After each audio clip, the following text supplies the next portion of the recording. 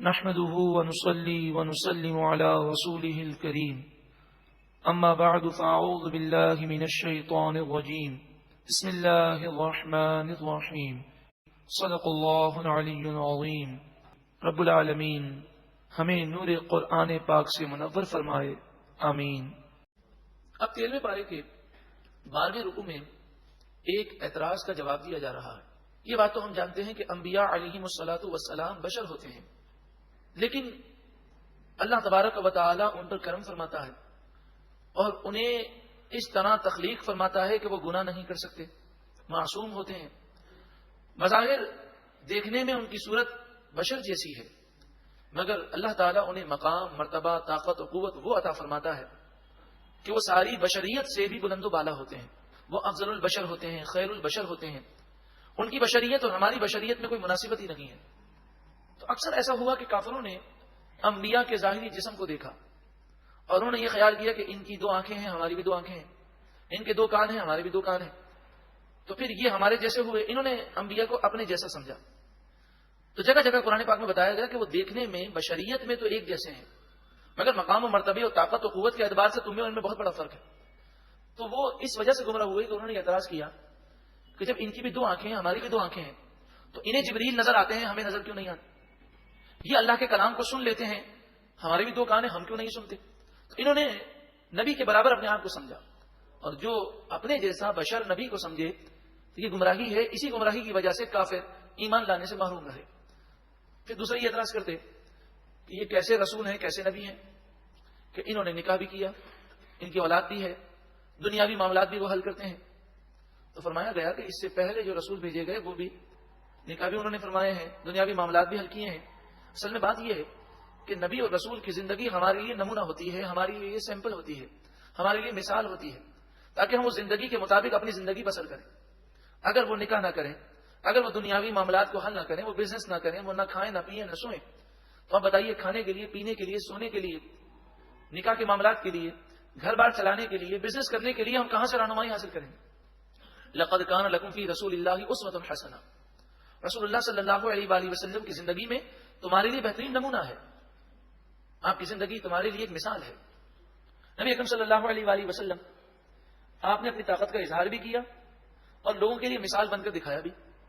جیسے اس کی ایک مشہور مثال ہم یہ دیتے ہیں کہ نبی اکرم صلی اللہ علیہ وآلہ وسلم 2 دن سے بھوکے ہیں، یا 3 دن سے آپ نے کھانا نہیں کھایا، تو بھوک کے آثار چہرے پر نظر آ رہے ہیں، پیٹ پر آپ نے 3 پتھر باندھے ہوئے ہیں۔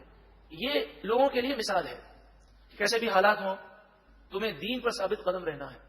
اور دوسری طرف دیکھیں تو نبی اکرم صلی اللہ علیہ وآلہ وسلم، امام بخاری علیہ رحمہ لکھتے ہیں کہ آپ 100 وصال رکھتے۔ 100 وصال کے معنی یہ ہے کہ نہ سحری کرتے، نہ افطار کرتے، مسلسل روزے رکھتے، 2 مہینے، 3 مہینے تک، اور آپ پر کوئی بھوک کے آثار نہ ہوتے۔ وہ مثال کے لیے نہیں، وہ اپنی طاقت کے اظہار کے لیے۔ مثال تو وہ ہے کہ 3 دن کی بھوک ہے تو پیٹ پر پتھر ہے، یہ ہمارے لیے مثال ہے۔ اور کوئی اپنے جیسا بشر نہ سمجھے ان کے مقام و مرتبے، ان کی طاقت، تو اپنی طاقت کا اظہار آپ نے اس طرح کیا کہ 3 مہینے کے روزے۔ اب صحابہ کرام کی عادت کریمہ کہ جو حضور کرتے وہ ان کی ادا کو ادا کرتے۔ صحابہ کرام نے جب اطلاع ملی کہ حضور 2 مہینے سے روزے سے ہیں، 2.5 مہینے سے روزے سے ہیں، تو صحابہ نے بھی روزے رکھنے شروع کر دی۔ 4-5 دن ہوئے، نہ سحری کیا، نہ افطار کیا، مسلسل۔ اب ہوتا یہ کہ جب نماز کھڑی ہوتی تو کبھی کوئی صحابی دائیں طرف گر جاتے اور بے ہوش ہو جاتے، کبھی کوئی بائیں طرف گر کے بے ہوش ہو جاتے۔ جب مسجد نبی شریف میں آتے تو حالت یہ ہوتی کہ دیوار کے سہارے وہ چلتے پھر بھی گر جاتے، غشی تاری ہو جاتی۔ تو نبی اکرم صلی اللہ علیہ وآلہ وسلم نے فرمایا کہ تمہارا حال کیوں ہو گیا ہے، یہ حال کیسے ہوگا؟ تو انہوں نے کہا کہ ہم آپ کی ادا کو ادا کر رہے ہیں، آپ 2 مہینے سے 2.5 مہینے سے روزے سے ہیں، تو ہم نے بھی مسلسل روزے رکھنے شروع کی، نہ سحری کر رہے ہیں، نہ افطار کر رہے ہیں، تو 3-4 دن میں ہماری یہ حالت ہو گئی۔ تو آپ نے فرمایا ایکم مثلی، تم میں سے کون میرے برابر ہے، تم میں سے کون میرے مثل ہے؟ امام بخاری علیہ رحمہ فرماتے ہیں کہ نبی اکرم صلی اللہ علیہ وآلہ وسلم نے فرمایا ایکم مثلی، تم میں سے کون میرے برابر ہے، یعنی کوئی بھی میرے برابر نہیں ہے، میرے مثل تم میں سے کوئی بھی نہیں ہے۔ پھر آپ نے فرمایا مجھے تو میرا رب کھلاتا ہے اور میرا رب پلاتا ہے۔ یہ طاقت کا اظہار تھا، اور وہ جو کیفیات تھی کہ بھوک کے آثار چہرے پر ظاہر ہوئے، آپ بظاہر کمزور نظر آنے لگے، پیٹ پر پتھر ہیں، یہ لوگوں کے لیے مثال تھی کہ کیسے بھی حالات ہو جائیں دین پر ثابت قدم تمہیں رہنا ہے۔ تو حضرت شاہ ولی اللہ علیہ رحمہ فوز کبیر میں لکھتے ہیں کہ کافروں کی سب سے بڑی غلطی یہ تھی کہ انبیاء علیہ الصلوۃ والسلام نے جو مثال کے لیے ایک عام بشر جیسی زندگی گزار کر پیش کر کے دکھائی، انہوں نے یہ سمجھا کہ انبیاء کی اتنی ہی طاقت ہے، وہ انبیاء کی طاقت اور قدرت کو نہ سمجھ سکے، اور انہوں نے یہ خیال نہ کیا کہ ان کی طاقتیں تو بہت ہیں، یہ تو ایک مثال کے طور پر ایک عام بشر کی طرح وہ زندگی گزار کے لوگوں کو سکھاتے ہیں کہ اس طرح زندگی گزارنی ہے، تمہیں کاروبار ایسے کرنا ہے، کھانا ایسے ہے، پینا ایسے ہے، سونا ایسے ہے، تمہیں گھریلو زندگی ایسے گزارنی ہے۔ فرمایا وَلَقَدْ أَرْسَلْنَا رُسُلًا مِّن قَبْلِكَ، بے شک ہم نے آپ سے پہلے کئی رسولوں کو بھیجا، وَجَعَلْنَا لَهُمْ أَزْوَاجًا وَذُرِّيَّةً، ان کے لیے ہم نے بیویاں بھی رکھی اور اولاد بھی رکھی، وہ صاحب اولاد بھی تھے اور انہوں نے نکاح بھی کیے۔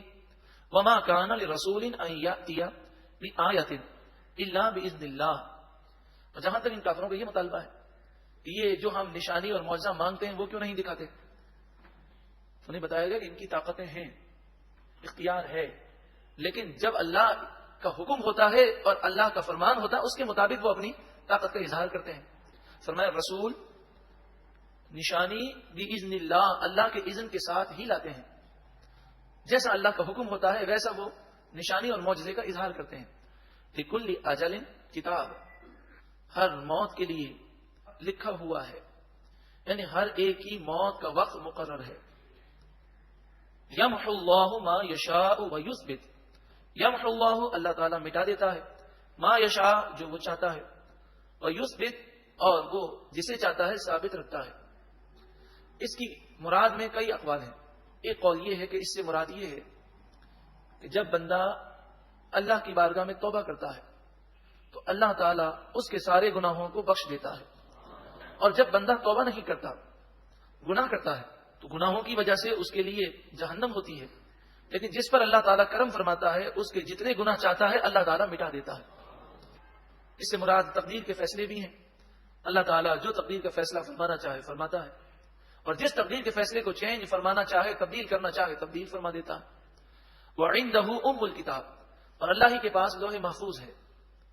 وَإِمَّا نُرِيَنَّكَ بَعْدَ الَّذِي نَعِدُهُمْ، اور بے شک جس عذاب کا وعدہ ہم ان کافروں سے کر رہے ہیں، ہم چاہیں تو وہ عذاب محبوب آپ کو دکھا دیں، مراد یہ کہ آپ کے وصال سے پہلے ان کافروں پر یہ عذاب آ جائے۔ او نتوفینک، یا ہم آپ کو اپنے قرب میں بلا لیں، یعنی آپ کا وصال ہو جائے اس کے بعد ان کافروں پر عذاب آئے۔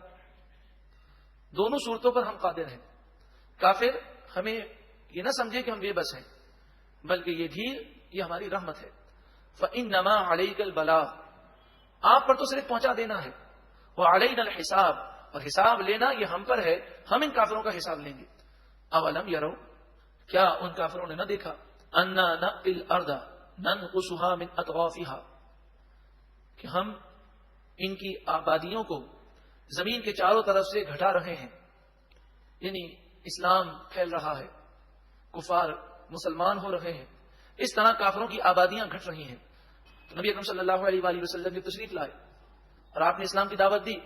ابتدا میں 4 افراد ایمان لائے، باقی سب کافر تھے۔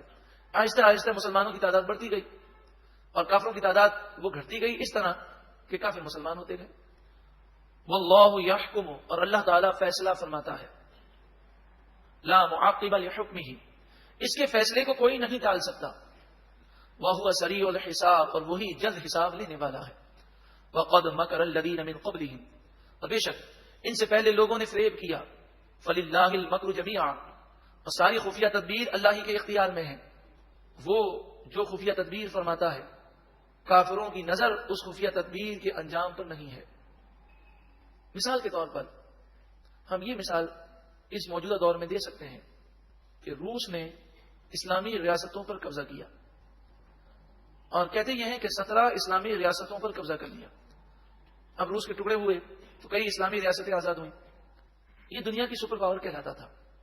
افغانستان پر اس نے حملہ کیا، اور اس کا ذہن یہ تھا کہ افغانستان پر حملہ کرنے کے بعد پاکستان پر حملہ کر لوں گا، اس طرح سمندر تک میری رسائی ہو جائے گی اور پوری دنیا میں اکلوتا سپر پاور بن جاؤں گا۔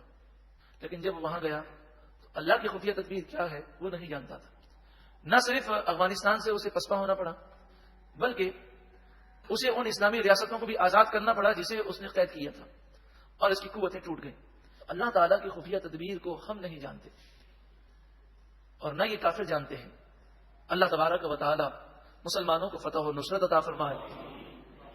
یہ بات یاد رکھیں، جب ہم کافروں کی مذمت کرتے ہیں تو اس سے مراد ہماری دشمنان اسلام ہے. ہاں، ایسے کافر جو ہیں کافر لیکن اسلام کے دشمن نہیں ہیں، تو ان کے ساتھ ہم یہ خیال کریں کہ انہیں بم سے اڑا دیں یا ان پر حملے کریں، یہ شرعی طور پہ جائز نہیں. کسی کے چرچ پر یا کسی مندر پر حملہ کرنا یا چلتے ہوئے عیسائیوں کو اڑا دینا، یہ اسلام کی تعلیمات نہیں ہے. کیونکہ ہر عیسائی، ہر ہندو، ہر یہودی اسلام کا دشمن نہیں ہے. جو اسلام کا دشمن ہے خصوصاً دشمنان اسلام کی افواج، وہ ہماری مراد ہے. کئی ایسے عیسائی، یہودی، ہندو ہیں کہ جن پر اگر تبلیغ دین کی جائے اور محنت کی جائے تو وہ اسلام قبول کر بھی سکتے ہیں، اور اب الحمدللہ یورپ میں اور امریکہ میں بڑی تیزی کے ساتھ وہ اسلام قبول بھی کر رہے ہیں. اور یہ بھی اللہ تعالیٰ کی خفیہ تدبیر ہے کہ انہوں نے جتنا اسلام کو بدنام کرنے کی کوشش کی اتنا ہی لوگوں میں ایک جستجو پیدا ہوئی، اور آج یورپ کے لوگ قرآن کو پڑھتے ہیں، اسلام کو سمجھتے ہیں، اور الحمدللہ بڑی تیزی کے ساتھ یورپ میں، امریکہ میں، خصوصاً ان ممالک میں جہاں سرکار دو عالم صلی اللہ علیہ وآلہ وسلم کی بے ادبی اخبارات میں شائع کی گئی، ان ممالک میں کہتے ہیں اسلام کے بڑھنے کی شرح 3 سے 4 گنا تک وہ ترقی کر گئی. یعلم ما تکسب کل نفس، اللہ تبارک و تعالی جانتا ہے ہر جان جو کماتی ہے، جو نیکی کرتی ہے، جو گناہ کرتی ہے. وَسَيَعْلَمُ الْكُفَّارُ، اور ان قریب کافر جان لیں گے، لمن عقبى الدار، کہ کس کے لیے تباہی کا گھر ہے، کس کے لیے برا انجام ہے. وَيَقُولُ الَّذِينَ كَفَرُوا لَسْتَ مُرْسَلًا، اور کافر کہتے ہیں کہ آپ رسول نہیں ہیں، نعوذ باللہ من ذالک، آپ کو نہیں بھیجا گیا. قل، اے محبوب آپ فرمائیے، کفا باللہ شہیدا بینی و بینکم، میرے اور تمہارے درمیان گواہی کے لیے اللہ کافی ہے. ومن عنده علم الکتاب، اور وہ لوگ بھی گواہی کے لیے کافی ہیں جن کے پاس کتاب کا علم ہے، یعنی توریت، انجیل، زبور کے جاننے والے منصف مزاج، کہ جو سچی بات بتاتے ہیں وہ بھی بتائیں گے کہ یہ نبی آخر الزمان سچے نبی ہیں صلی اللہ علیہ وسلم. سورہ رعد مکمل ہوئی.